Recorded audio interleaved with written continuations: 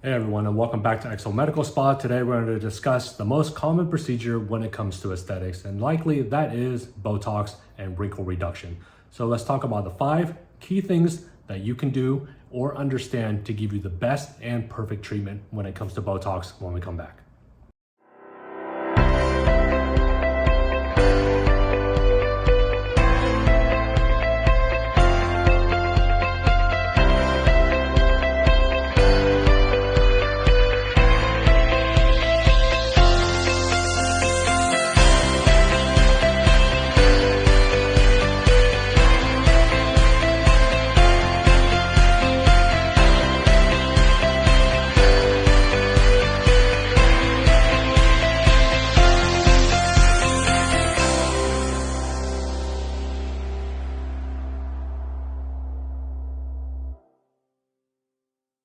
Number 1, and what I feel is the most crucial, we talked about it over and over, plus also look into the card in the description where we talked about finding that perfect provider.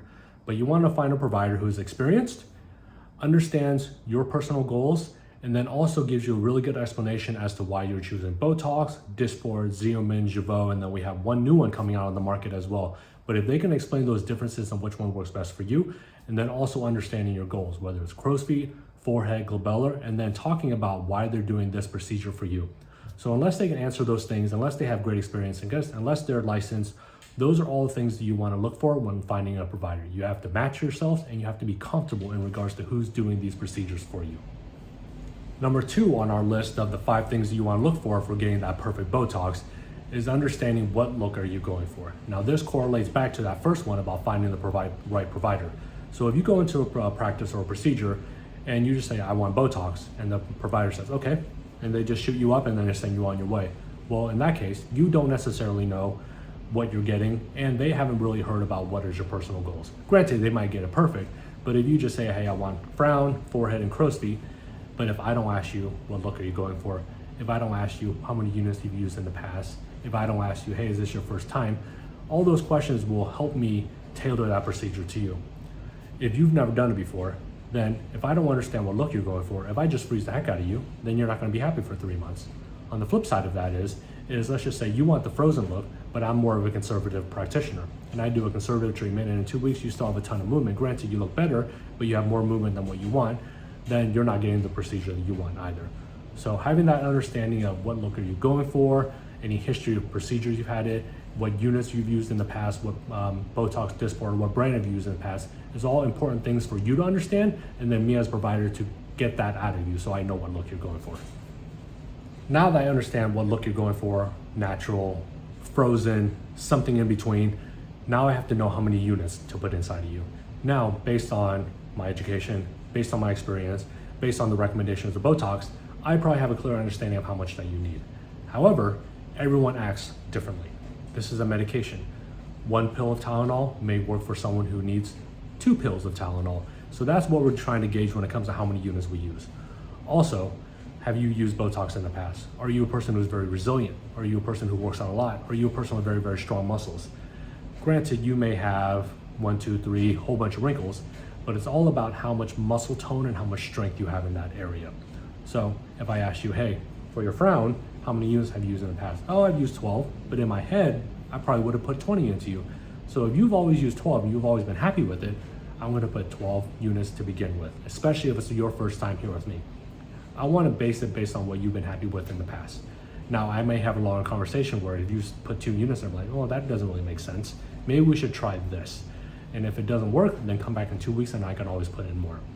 I'll always err on the side of caution when it comes to units, because if I put in too much, you'll have to wait 3 or 4 months for it to wear off. Now, if I undertreat the area, at least this gives you an opportunity to come back in 2 weeks for the follow-up, and then we can put in more units. That's correctable. Too much is not correctable. So that's me understanding how many units I should use for this person. Number 4 on the list of the top 5 things you can do to make your Botox perfect is placement. Granted, we've talked about the units, how much to put into the person, but where do we place it now? Muscles are very specific. If I'm treating the frown, you as a client don't know this, but you want me to shoot it into the wrinkles. But we've talked about this in the past. We're not fixing the wrinkles with Botox. We're fixing these muscles. You can see that round muscle, this round muscle, and then this one in the middle that pushes down. We're treating the muscles that when they contract, cause the wrinkles. So you guys have heard me talk about this over and over. Botox in itself, Dysport in itself, doesn't fix the wrinkles. If I limit your ability to frown over the next 3 or 4 months, your body will fill in those lines pretty well. So making sure I treat the appropriate muscles that cause the exact wrinkles. When I smile, you get all these little lateral lines. So I'm not shooting Botox into every single one of those lines. I'm treating this round circular sphincter muscle that contracts when I smile.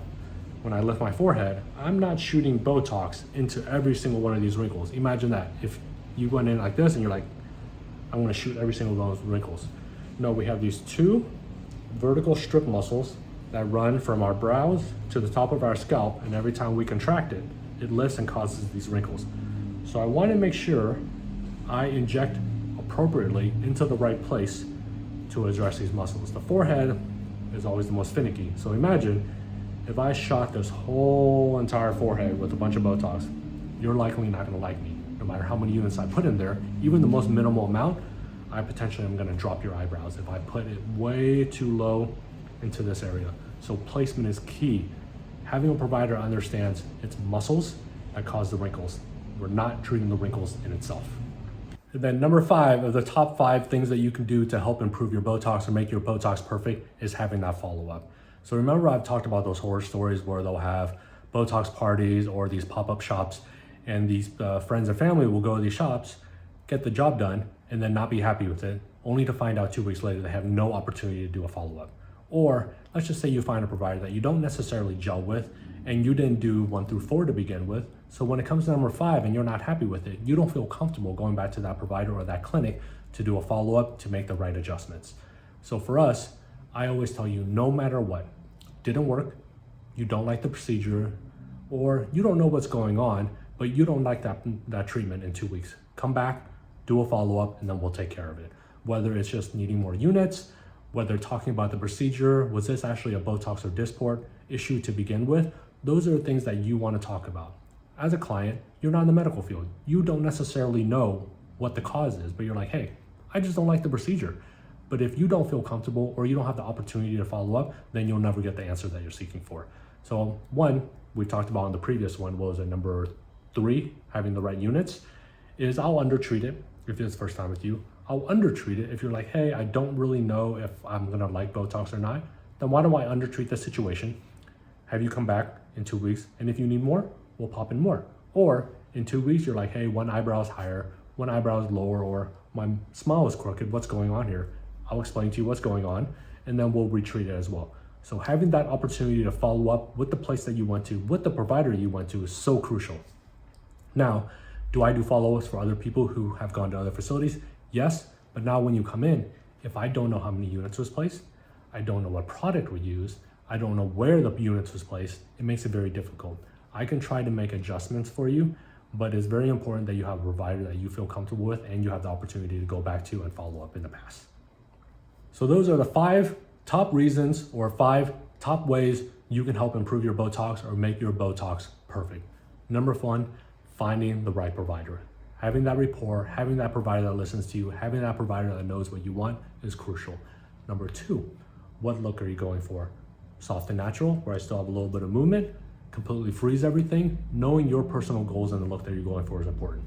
Number 3, how many units do I need? If you're a first time, then it's important that, number 1, provider asks you all the right questions so you know how many units you're currently using and how many units maybe you can tell another provider in the future.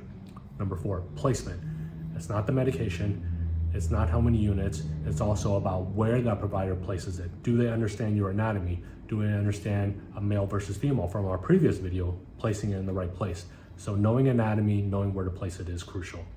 What do we say? Number 4, number 5, I've lost track. Number 1, right provider. Number 2, natural. Number 3, units. Number 4, where to place it. And there we go. Number 5, follow-up. Follow-up is crucial. If you're not completely satisfied with the procedure, make sure you can follow up with that provider. If you're not satisfied for any reason and you're not comfortable also with going back to that provider, probably you didn't choose number 1 correctly. So make sure you have the opportunity to follow up with the provider, okay? So those are the top 5 reasons for you to make your Botox absolutely perfect, your Dysport absolutely perfect every single time. And if you enjoyed these videos, make sure you like, subscribe, do that all that algorithm nonsense, and then share it with your friends and family as well. And I'll see you guys on the next episode of XL Medical Spa.